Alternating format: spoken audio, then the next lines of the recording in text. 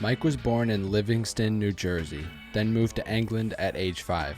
Having a family between two countries, it made him distance himself from those two cultures, saying it was too hard to focus on both as it was too much work. One thing that stuck was music. Skepta, a UK rapper, he stated was one of his first influences in rap, although he only really started rapping when he moved back to the US, and in Philly is when he wrote his first verse over all caps by MF Doom. He said in 2017 that his name was a reference to MF Doom in that very first verse. At the time, he was learning how to express himself through this new form of art. Mike is a rapper who will stay connected to his roots. This name was just one of those examples. Mike is written as uppercase, but his music is written in bold. I've been stuck beneath my goals, digging out the hole like the barrel when it's smoke. Everything I feel, you think you bold, not comparable to cold me. Philly was known for its fast and aggressive flows, something in the early stages of his music Mike found himself doing without even realizing. He had been releasing music since 2015, and by 2017, he had 2 albums, 6 EPs, and had started a music collective, Slums. But he had no money to that same name. In an interview with Bandcamp, he stated that when he was working on his breakthrough record, May God Bless Your Hustle, he had no money and had his friends buy him lunch. At that time, he was extremely depressed and would never leave the house, which was fueling his anxiety.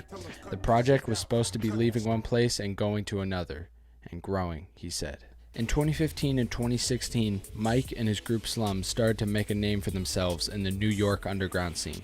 In 2016, Mike and friend Ada Hakeem stopped Earl Sweatshirt outside of a Supreme store in New York to tell him they were big fans. Little did they know that Earl would buy Mike's Longest Day, Shortest Night record 3 months later by complete accident. And 2 months after that, they met up for the first time through frequent collaborator Wiki. Earl Sweatshirt was then friends with Mike throughout the making of his 2017 record, May God Bless Your Hustle, and was one of the friends that would buy Mike his lunch and help him achieve his full potential.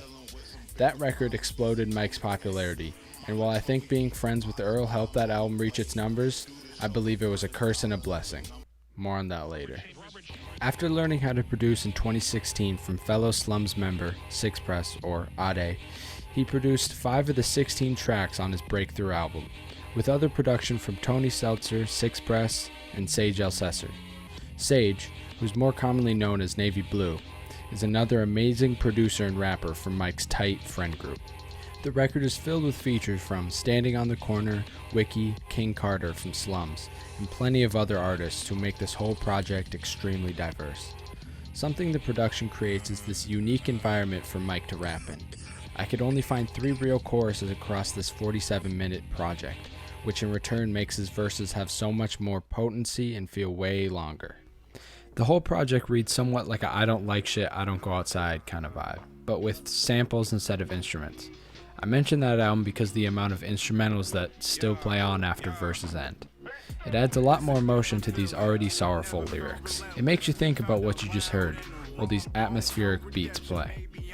The added drums over looping samples and more trappy drums like on the song Stand Out with Chip and Wiki. Hit me hard that year, thinking got my dome hurting, 10th grade summer wild. I ain't have a phone working with some bitter ones who try to have my soul purchased. Tell me what's your soul purchase. And those drums can vary from a live drum set to electronic beat makers and snaps. Mike and his friends surely know how to create a mood, almost matching the cover of the album, letting the listener move from anger to sadness to empathy, all while keeping a steady ambiance, like walking in a rainforest. The cover, Mike said, was a video of his late mother crossing a bridge in Nigeria and wanting to go back, but the guide said, nah, nobody goes back. You have to keep going forward. The title was something she would say often when talking about someone's grind. She was someone who Mike cited as a big role in terms of hope, and he would visit her frequently when she lived in England. Mike didn't know 4 projects later he would be honoring her life once again. Tears of Joy is Mike's 7th album released in June of 2019. One of the simplest album intros, yet so sensitive. The feeling when you got robbed. Somebody playing with my mind, I hope it's not God. Somebody laying in the mouth, I hope it's not ours. How I'm staying in the grind, I got my pops out. God stated every time you try to pop off. It's not a hideout, bro, I got it locked off. Staring at the clock tower, wonder what my mom's on. When Mike's mother passed, it took effect to his music, and his thoughts about her quickly led to resentment on this album. 4 records were in between this one and God Bless. While Mike grew and expanded his sound, drums were still on a few tracks, becoming more trap and electronic-like drums. He was still able to create more unique instrumentals just using samples. His producer alias, DJ Black Power, could be seen on more than half of this record, as his production still had greatly increased over the last 2 years. Upon first listen, this album does not let the listener breathe, literally. Why you keep holding it in? You about to suffocate. Smoke stay all on my lips, not in my mother's face. Home, but you gone, got my sis. She got my mother's face. Alone, put the chalk on my bliss. That's another grade. Just say you could've made. Just say we could've made bucks, she was hating. Stuck by still make much on the pavement. Enough said, brother, his stuff was tasteless. Love left, and I got mixing. Much less than we get drunk on occasion. On that last song, Mike sounds out of breath as he stumbles his way through the verse with the most relentless flow, distorting his mic. He sounds emotional, like he's pleading to someone while talking about his grind to the top and helping his family throughout his personal struggles. This is a very personal record for Mike, and he knows that. With no feature verses, he goes on through each song with intense verses about his mother passing, addictions, and depression. Even the higher points on this record, like Ain't No Love in Planet, are still filled with lyrics that could give you shivers. Mike could make you dance to these perfectly crafted beats and mesmerizing flows, but he keeps it low-key knowing his lyrics hold the true intentions. There's no shortage of places to think throughout it. Grateful 2K19 and Hashtag Memories are just instrumentals that are extremely calming listens. Each track has its moment. I can't do it justice just by talking about it. Go listen to this album. But the last 2 songs are extremely important when showcasing this record. True Blood is one of Mike's best verses and holds a very atmospheric beat, with lyrics speaking about his life extremely close to his mother's death. It ends with a very chilling chorus. Keep losing worth, but we here for winning. And so why we in the church just because we sinning? Your body in the dirt, my scars are in the ceilings. And so why we in the church just because we sinning? Your body in the dirt, my scars are in the ceilings. And for the final track, Stargazer Part 3, produced by Navy Blue. Part 1 and 2 were both instrumentals, which were the intro and outro from Resistance Man, a record from early 2018. This song finishes off the trio in a perfect fashion.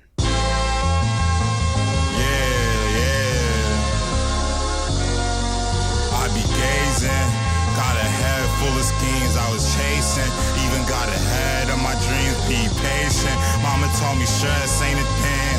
Wasting bread, smoking cess till I sleep, I be pacing. Another great verse from Mike, talking about his mother's grave and seeing his father after he sobers up, which is then followed by a recording of his mother, speaking about how much she loves him. It's heart-wrenching, and Mike set the whole album for this moment, the perfect closer. Which kind of wahala be this?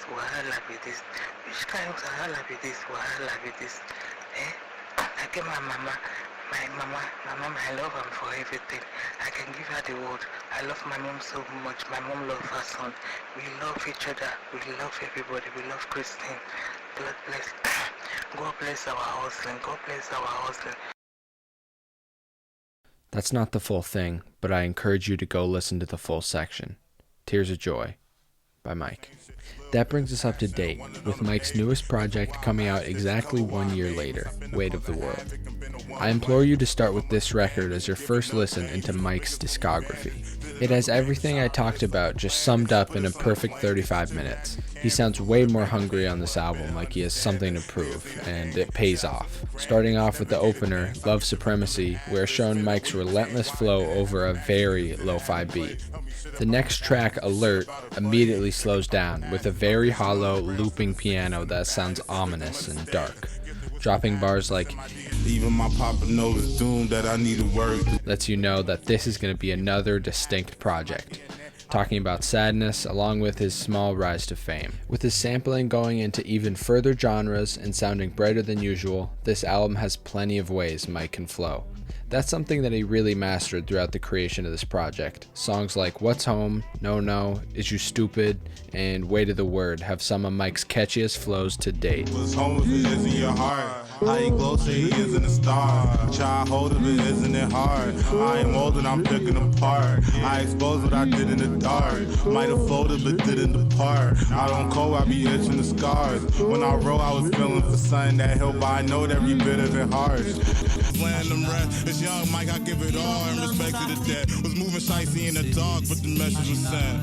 Times I ride, and then to settle with it. I know my mama sing that song, so I never forget. And used to grieving over moms, now I never forget. And why I needed you, you gone, but you said we was friends. This shit I never forget. Features were back on the last 2 tracks of this one, with Jadesa and Earl Sweatshirt, with Earl letting out the last word before this album goes completely silent. Way to the World showcases Mike's artistry well, and it's been receiving mostly good reviews and is a great addition to the underground rap scene. Mike's in a position of having many online listeners and followers, where he can operate well under his own record label. And Earl Sweatshirt ending his latest album is pretty symbolic.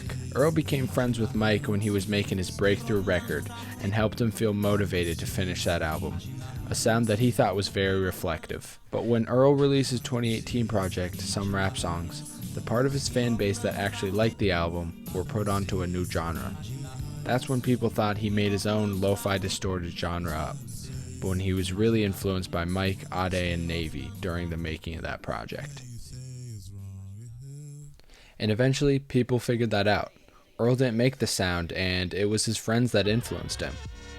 Now, this next part isn't Earl's fault, but it's what happens when you have a big fan base and some of it transfers over to a similar artist or friend. Mike has now been associated with the sound that Earl's been releasing, so his comment sections are just talking about how similar they sound and how similar it could sound to an Earl song. People just can't stop talking about how crazy it is that they sound similar, just because of their voices, sampling, or cadence. Like, what is this? Of course it sounds the same. It's the same producer using the exact same technique.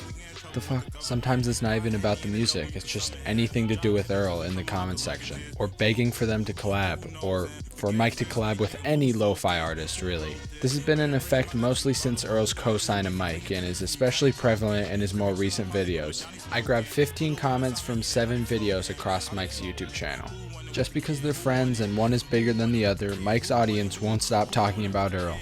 It must suck having this name stuck to your comment sections when they just want to be seen as collaborators or good friends. Earl is Mike's blessing as he helps him create music and be the person that he is today. But Earl's curse is his amount of power in the rap scene, creating this amount of hype around any artist he's even seen with. I wanted to address this topic as it's something that I found prevalent in the fan base of underground hip-hop artists, ranging from not just Mike, but all of his friends that I've talked about in this video. I wanted to show what has shaped Mike into the artist that he is today, and explain some of the problems that he speaks on in his music, like racism, addiction, loss of family, and connections. Mike shouldn't be seen as an Earl protege. He should be looked at for his own aspects, as him and Earl both continue to make very different music. I hope that's what you got from this video. But before I go, listen to this line. I'm fine print, you niggas really cursive and shit. I try to describe it. Mike is fine print. He writes in uppercase, but his music is in bold. Thanks for watching. I Peace. used to go to church and then dip to get a verse, and I gotta get the hurt in a bit. The skin be burned quick, the times of getting hurt was a trip, but not a working. We all getting personal split when it's a burden. It's worth trying to hurdle a bit. I slept through sermons, dreaming.